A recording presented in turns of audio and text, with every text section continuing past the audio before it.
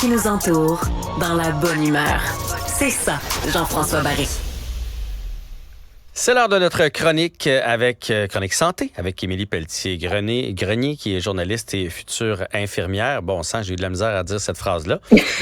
Et aujourd'hui, avec Émilie, on va parler du système de santé et d'espoir. Semble-t-il que de nombreuses personnes n'ont plus confiance du tout dans notre système de santé. Ça, c'est triste quand même.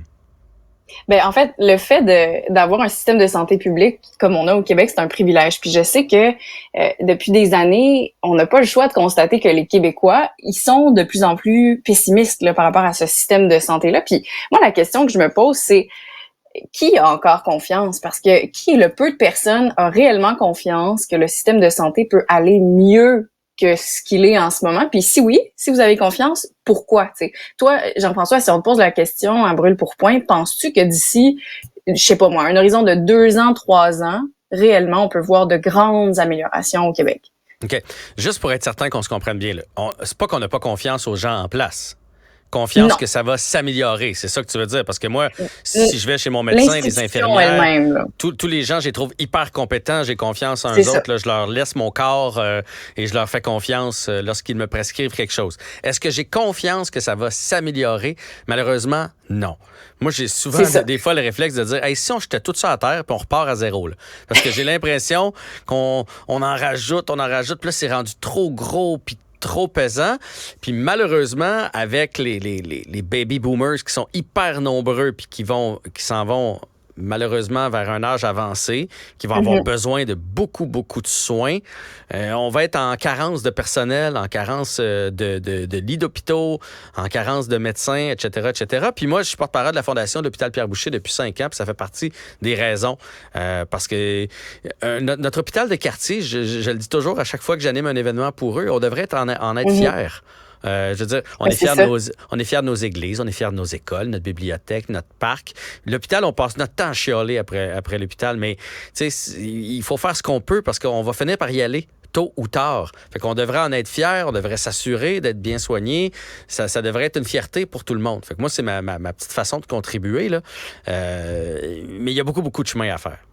Puis je pense que t'es pas tout seul à avoir l'impression qu'il faudrait comme tout brûler puis tout recommencer parce que je voyais circuler cette semaine les résultats d'un sondage commandé par la firme Angersuite que c'est des chiffres qui ont été relayés là, dans tous les médias, notamment québécois, que on apprend, mais on le devinait là finalement que c'est à peu près personne au Québec qui croit que le système de santé peut s'améliorer. Il y a 25% seulement des Québécois qui pensent qu'il peut y avoir de réelles améliorations au système de santé dans les 2 prochaines années. Ça fait pas beaucoup de monde, mais est-ce qu'on peut vraiment les blâmer, les 75% qui sont pessimistes? C'est un système qu'on se paye en tant que citoyen, puis qui, année après année, faillit à la tâche de bien des façons. Puis je pense que c'est comme tu le disais, c'est pas vraiment les travailleurs de la santé qui sont les principales personnes à blâmer dans cette histoire-là. L'accès aux soins, il est limité, il est complexe, puis c'est un phénomène qui est connu, qu'on sait, c'est pas d'hier qu'on le sait. Puis autre indice, selon moi, qui contribue au marasme ambiant, c'est de constater que les gens du milieu eux-mêmes, ils croient de moins en moins. Puis je parle pas tellement des infirmières qui sont sur le plancher, quoique, je parle quand même du personnel enseignant. Chaque début de session, parce que, évidemment, je suis cégepienne pour devenir infirmière, puis là, je viens tout juste de commencer ma dernière session. Je suis surprise de constater... Je vois qu'on t'a donné le suit. Moi, ça me fait toujours rire, cette petite blouse-là. Ben c'est que tu vois pas mon soude, d'habitude il est bleu marin, mais c'est que là je porte mon soude avec la map monde dessus. Voilà. Fait que c'est sûr que c'est un peu plus flamboyant. Fait que c'est ça, j'étais à l'école aujourd'hui, mon uniforme me trahit, puis je suis surprise de constater le ton que certaines des personnes qui m'enseignent ont. Pas qu'ils essaient de nous décourager, mais c'est plus comme une envie de nous garder réalistes. Puis on le sent là, année après année, de nous dire soyez prêts, ça va être tough une fois que vous allez être dans le milieu hospitalier. Puis selon moi, ce discours-là est symptomatique aussi parce que si les personnes qui sont censées transmettre la flamme sont elles-mêmes un peu éteintes, ça veut dire que ça peut pas aller si bien que ça. Puis tu seras peut-être d'accord avec moi, dans un passé plus ou moins récent, il y a des exemples très médiatisés qui, selon moi, contribuent aussi à faire en sorte que les Québécois y croient de moins en moins. Je pense notamment au cas de Joyce Echaquan, où on a tenté de mettre en lumière du racisme systémique. Puis malheureusement, c'est que la contrepartie négative de ça, c'est de mettre en lumière aussi du travail infirmier qui a été extrêmement mal fait. Puis ça, bien que toi et moi, on continue de croire en les infirmiers, les infirmières, puis les médecins, c'est des exemples comme ça qui viennent mettre dans la tête du public juste un petit peu de négatif dont on n'a pas besoin, ou les résultats catastrophiques que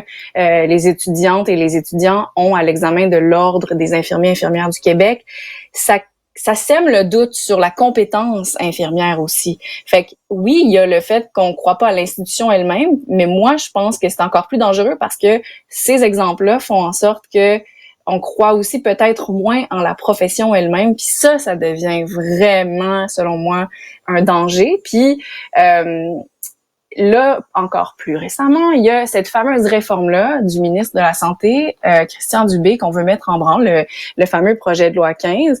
Et franchement, je suis loin d'être spécialiste en politique, puis je suis pas non plus au fait de toutes les étapes détaillées qui mènent à l'acceptation ou au rejet d'un projet de loi.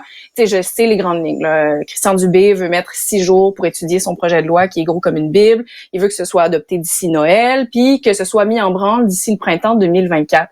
Mais voyons, est-ce qu'on y croit à ça? Est-ce que je suis toute seule à me dire que c'est impossible, que c'est une tâche impossible? Puis il dit, et bien évidemment, le ministre dit, je n'exclus pas la possibilité de faire recours au bâillon. Ben, je crée bien, vous aurez jamais le temps d'étudier toutes les pages de ce projet de loi-là. Puis j'ai pas non plus l'impression que c'est une énième réforme dont le système a besoin. T'as-tu l'impression, toi, Jean-François, que des fois, quand on parle de nouveauté, quand on parle d'une refonte du système, automatiquement, on est tenté de penser que c'est bien. T'sais, on se dit, ah oui, ça va peut-être être un peu comme mettre le feu au système puis le remettre sur pied.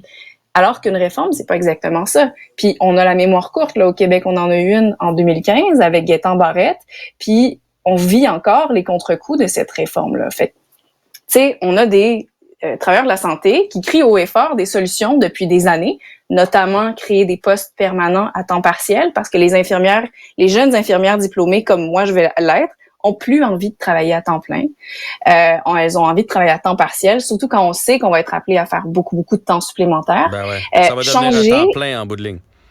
Ben absolument. Fait que tu pars avec un temps partiel, puis tu sais que tu vas pouvoir bonifier ton horaire de toute façon. Changer les systèmes de dotation pour offrir plus de flexibilité aux infirmières, c'est pas sorcier là.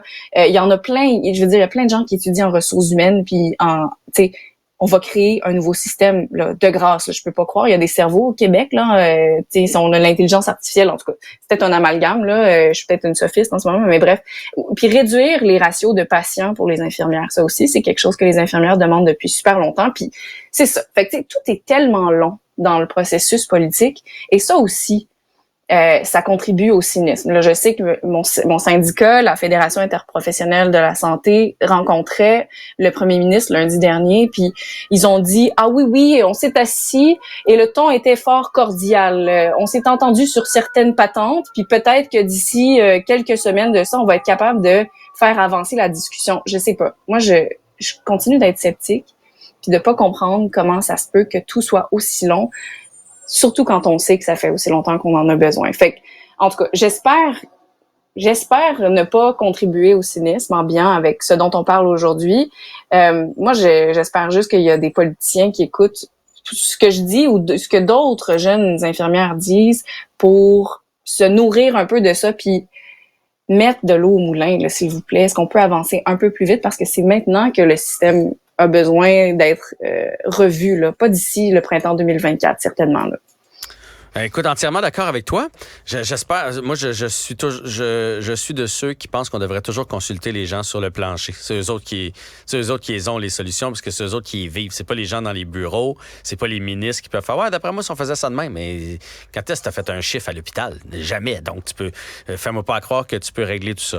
En même temps, moi, il y a peu de politiciens que j'aime beaucoup. J'aime bien Christian Dubé. Je trouve que jusqu'à maintenant, quand il prend quelque chose, il le fait. Fait que je dis pas qu'il va réussir, mais j'ai comme envie d'y croire. J'ai envie de croire qu'il va réussir à faire mieux.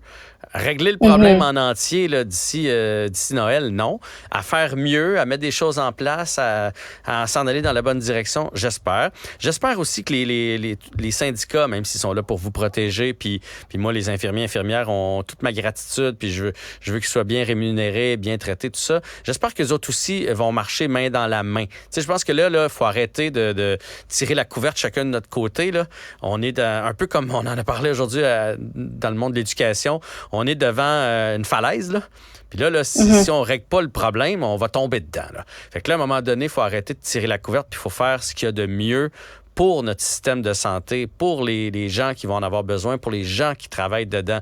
Pas dire j'y tiens mordicus, puis je sais que le gouvernement va plier de toute façon là-dessus parce qu'ils n'ont pas le choix. T'sais. Il faut vraiment mettre de l'eau dans notre vin des deux parties, d'être logique, d'être lucide. On a une grosse problématique, puis il faut la régler. Puis ça, si on veut la régler, il faut que tout le monde collabore des deux côtés. Moi, c'est ce que je pense. On verra comment ça va s'articuler dans les prochaines semaines. Pour le projet de loi 15, on va juste souhaiter que le Parlement se donne assez de temps pour l'étudier comme il faut, puis qu'effectivement, le ministre va donner le temps à l'opposition et à tous les partis de se pencher là-dessus comme il faut. Là.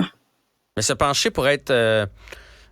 positif et productif. Pas juste... parce que des fois, j'ai l'impression que l'opposition est juste là pour chialer. Trouver une bebite, là, une poignée à laquelle s'accrocher. Puis peu importe le parti, là, quand il tombe du côté de l'opposition, c'est juste comme « Oh, voilà une faille. Là, je vais mordre là-dedans. » Mais ça avance, ça ne fait pas avancer, tu sais. Fait que là, il est temps qu'on se mette tout le monde ensemble puis qu'on avance dans la bonne direction. L'opposition, le gouvernement, le syndicat, que tout le monde s'en aille pour que ça aille mieux dans les prochaines années. Mais bon, peut-être que je rêve en couleur. Je suis avec toi, là, on y va. Let's go. Je rêve comme ta blouse, voilà. Mais tu vois, moi aussi, j'ai un peu ma blouse d'infirmier aujourd'hui. Ah ben tabarouette, on y va-tu au Parlement? On est prêt, d'après moi, là? Je pourrais. J'ai un peu peur du sang, j'aime pas trop les maladies, par exemple. Je sais pas en quoi je serais utile, mais bon, je serais peut-être mieux ailleurs, dans un autre domaine. Ben tu ferais donc un excellent PDG. Ouais. Non, mais je voulais dire, mettons, peut-être plus dans le monde dentaire, parce qu'ils ont un peu le même soute. Peut-être que je serais mieux là-bas. Ouais, c'est ça. Merci, Émilie, pour cette chronique. On se reparle bientôt. Bye. Bye-bye.